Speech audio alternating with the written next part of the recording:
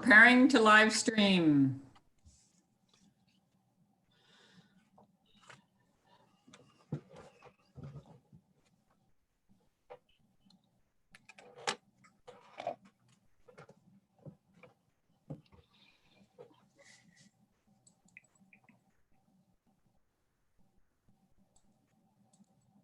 All right, so we are live. Welcome, Brighton community and library members. Thank you for joining us this morning. Sorry, we might be a minute or two late, but that's technology. I will be your host for our first ever virtual strategic plan launch. I am joined by library staff and our board chair, Bob Burke. And together we are going to walk you through our plan for 2020 to 2024 and tell you the story that we envision for the Brighton Public Library. We promise that this is a living plan and it will be reviewed regularly. Our performance will be measured. We will track whether we have met our goals, and we will adapt and make changes as is necessary and appropriate. So let's get started. I'm just going to change it to speaker view so you only see the speaker.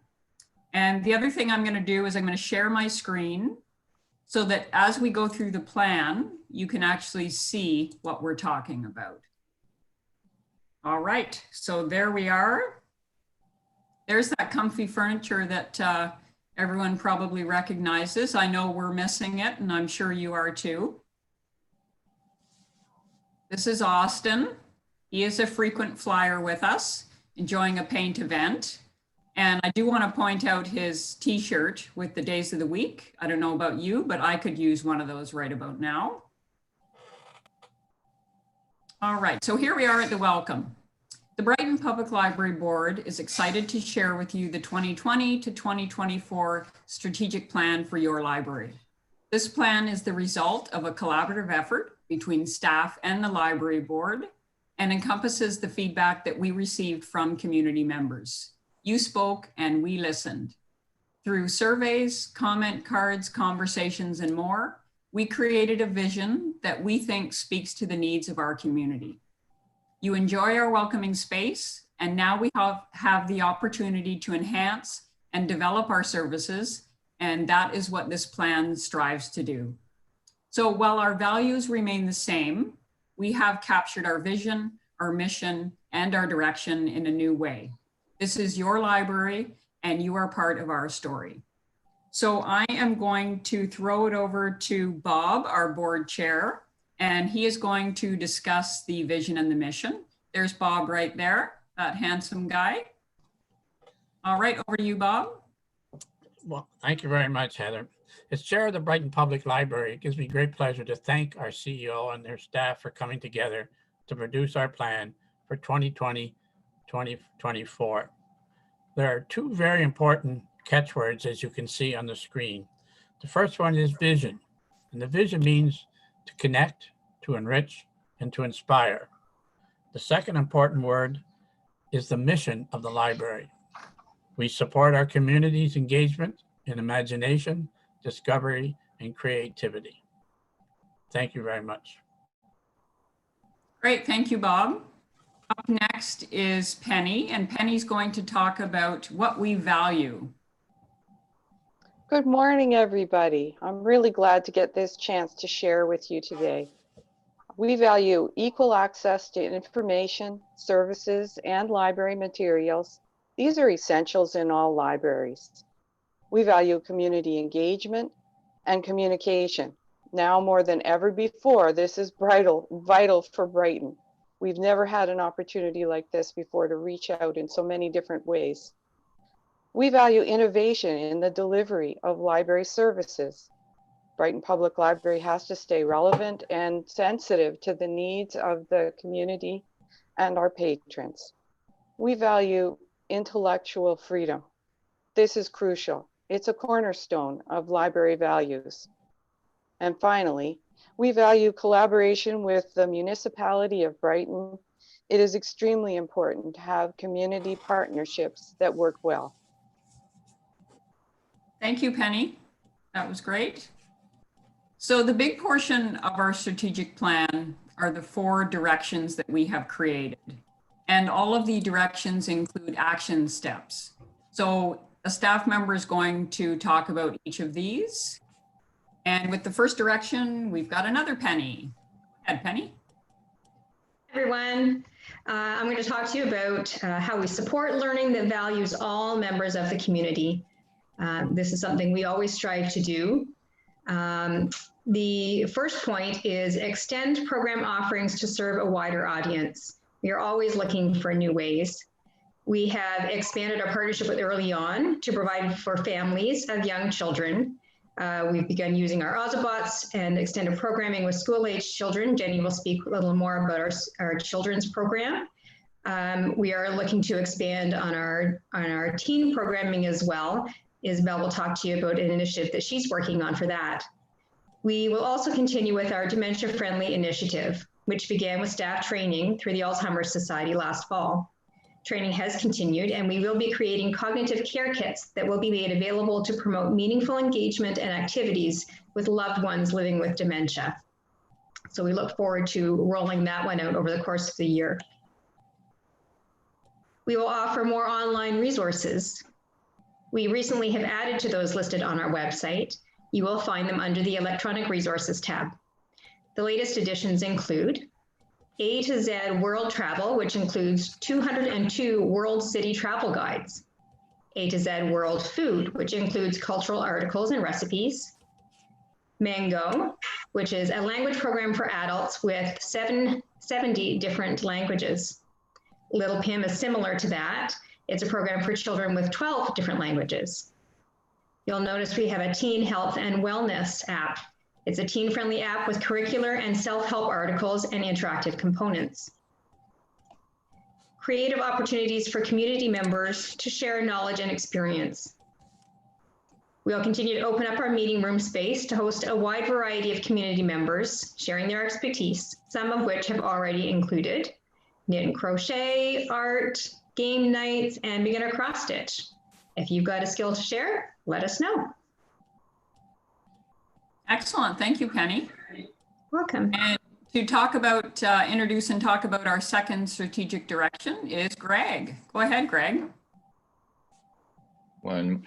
Hello, I'm very glad to be here today. Our second strategic direction is to enhance our community presence. And there are 3 steps to that. The first step is to seek and build community partnerships and shared opportunities, including the municipality. Now, this step really resonates with me personally.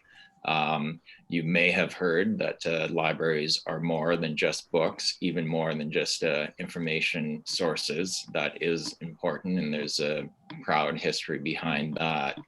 But libraries are also third spaces for the community. When you think about your life, you spend the majority of your waking life at work or at home, and hopefully you have meaningful and enjoyable work and home lives, but there often is a vocation that you need a third gathering space for. So public libraries are an ideal, open and welcoming space to engage with that creativity. And our second step is to develop a plan to improve communication with the community. This is vital in order to follow through on the first step. And finally, our third step to enhance our community presence is to ensure that staff have access to professional development specific to this direction. I can personally say that I'm very impressed with the Brighton Public Library. Working 20 years plus in a variety of public libraries, I can say the Brighton Public Library is outstanding in providing training for its staff. So I can assure you that our staff are engaged in discovery, and this will help us engage with your discovery. That's great. Thank you, Greg. Thank you. I think we can all agree that we all look forward to the day when we can actually be that physical welcoming space once again. Okay, on to our third direction. is Isabel, and Isabel is our student librarian. So it made total sense that she talk about our direction that involves the young adult community. Go ahead, Isabel. All right, thank you, Heather. So our third strategic direction is to engage our young adult community. So I go to ENSS. It's fairly safe to say that I know a decent number of teenagers, but I really only know a few that are frequent library users. So at the library, we know that historically, young adults have not made up a huge portion of our frequent patrons, but there's no reason that they couldn't become more heavily involved. So this strategic direction speaks to us wanting to cater our services so that the Brighton YA community feels welcomed and encouraged to engage with us. We plan to do this by seeking input from them directly regarding their interests and needs. I'm actually currently in the process of developing a survey to serve this purpose.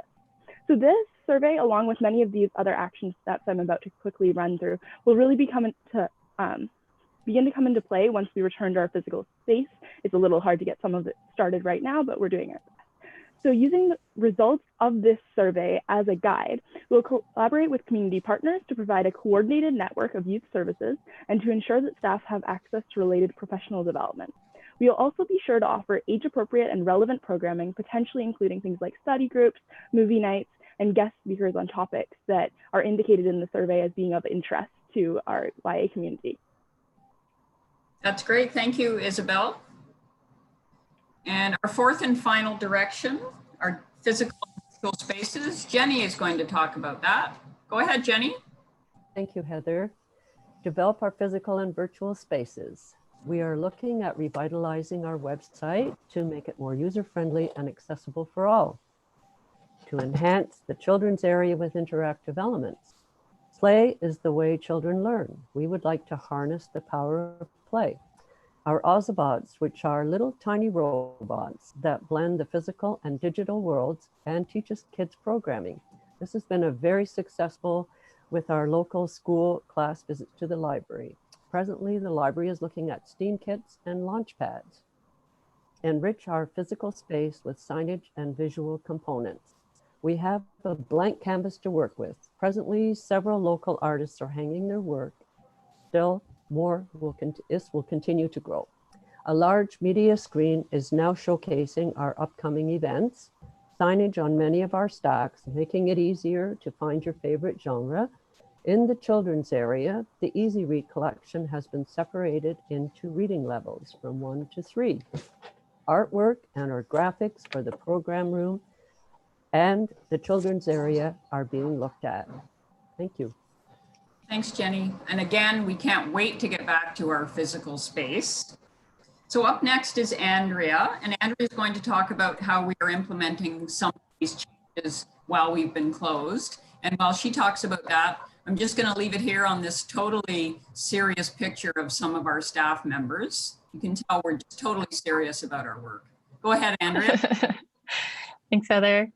Yeah, so since we are closed right now, we are of course limited in how much we can be implementing all of these directions. But at the same time, it does sort of give us the opportunity to focus in on our virtual spaces and gives us the ability to then really evaluate what we're doing and to learn new things. So we've been looking for new ways to make that virtual space more comfortable and interactive for you. And of course, there's been a learning curve for us, and we know there's a learning curve for people trying to use those new resources as well.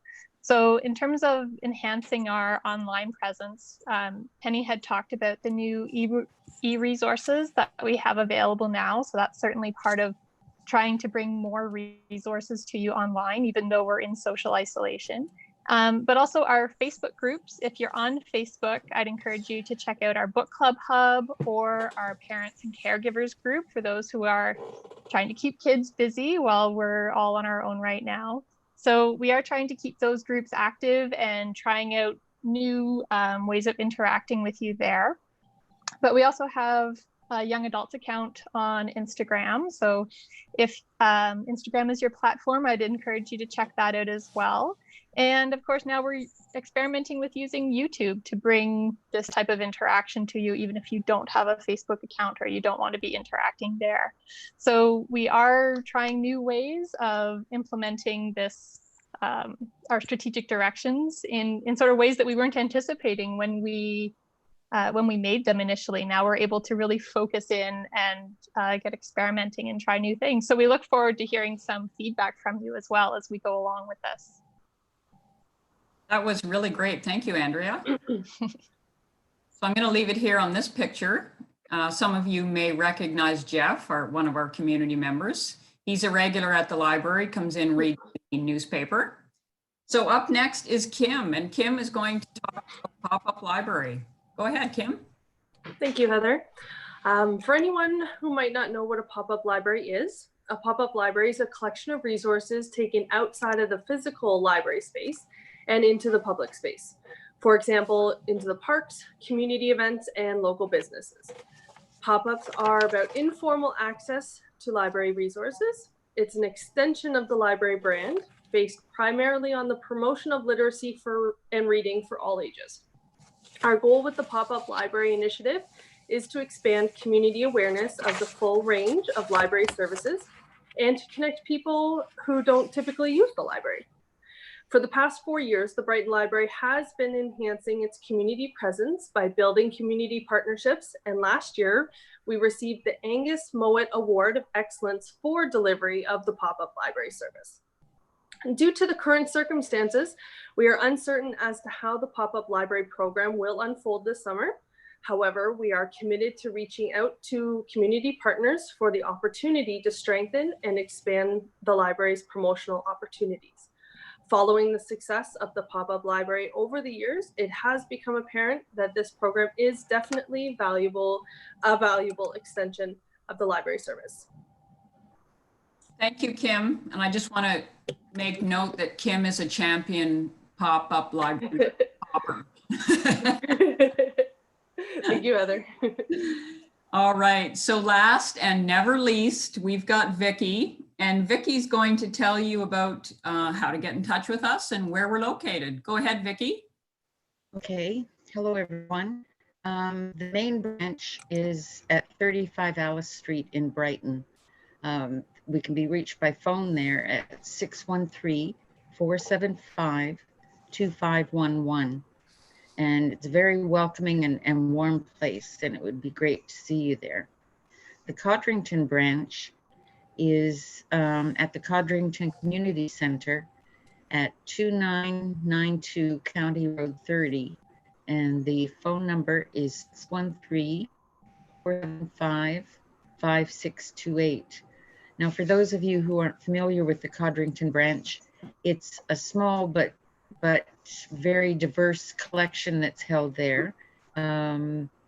It offers the same services really as the main library. You just may have to wait for a day or two as things are moved out to Codrington for you, but same service.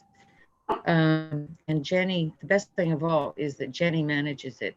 So I'm sure most of you know Jenny and will enjoy that as well. We can be reached, or you can reach our services on our webpage at www.brighton.library.on.ca, or you can follow us. I just learned that term yesterday. You can follow us on Facebook or Instagram. And we really hope to hear from people and see you once again when things get back to normal.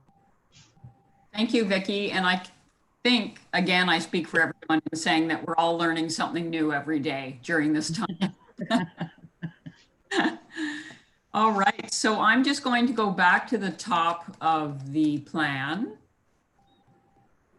And you'll see it says your library, your imagination. Well, of course, this is your library and we want you to be involved. So we're wondering, do you have a skill to share with other community members? Or is there something you've always wanted to learn how to do? Please let us know. We think that community members sharing skills and abilities in a safe and friendly environment allows us to expand our reach, offer more programs, and bring community members together. And who knows, you might just meet a new best friend. Now, I know that everyone watching, if there is anyone, is chomping at the bit to get your hands on a copy of this plan. Hard copies will be available when we are reopened and in the branch. In the meantime, there is a link on our website.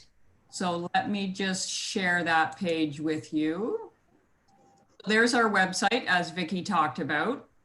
Now, if you go to About Us and click, you'll see the strategic plan is there on the left-hand side. And if you just click the red strategic plan, you'll get the plan that we were just scrolling through. So again, that's on our website. It's under About Us at the top. For the time being, it's also in the middle of our main page, right here. This was the event, and here's the actual plan. So you can click there and click to the plan there. The other thing on our main page is Contact Us, which is right at the top right. And if you click on that, and you scroll down to the bottom, you'll see Contact Us. So you fill in your name, your email address, and your message, and you submit that. That comes directly to me, and I promise I will answer all emails or direct them to the appropriate person. We're always happy when you reach out with questions or comments. Okay, so I think that is everything. Let me just stop sharing the page and get back to gallery view. There we are. So you can see all of our good looking faces. So I'm going to throw it over one last time to Bob, and Bob is going to do some final remarks. And it's also a time, I don't know if there's been any questions or comments in the live chat, Andrea? No? Okay, we're good to go. All right, go ahead, Bob, over to you. Thank you very much, Heather. I want to say a special thank you to Heather, our CAO, and the whole staff who continue to serve our patrons in Brighton, even during this unusual time. The library board appreciate and applaud the staff who created, for the most part, this strategic plan. They're wholly committed to it, and our public are encouraged to say thank you to them whenever the occasion arises. Diverting from our plan, I just want to say something else, is that apart from the library today is a sad day for the families of the helicopter crash that are being honored at a ceremony on the base, followed by a trip up the 401 Highway of Heroes with the body of a brave young woman, Abigail Cowbrow. I'd like just to have a moment of silence in honor of all 6 who perished.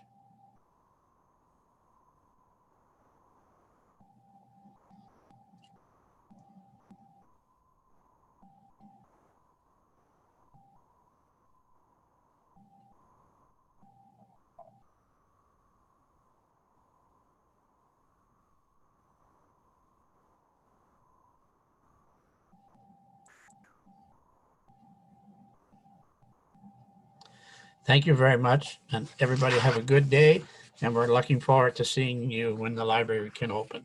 Thanks again, Heather. Great, thank you, Bob. So everyone, please stay safe, stay healthy. We may be closed, but we are still here, so please reach out with any questions or comments and let us know how we can help. All right, signing off from the live feed. Thanks, everyone. Bye-bye. Bye. Bye.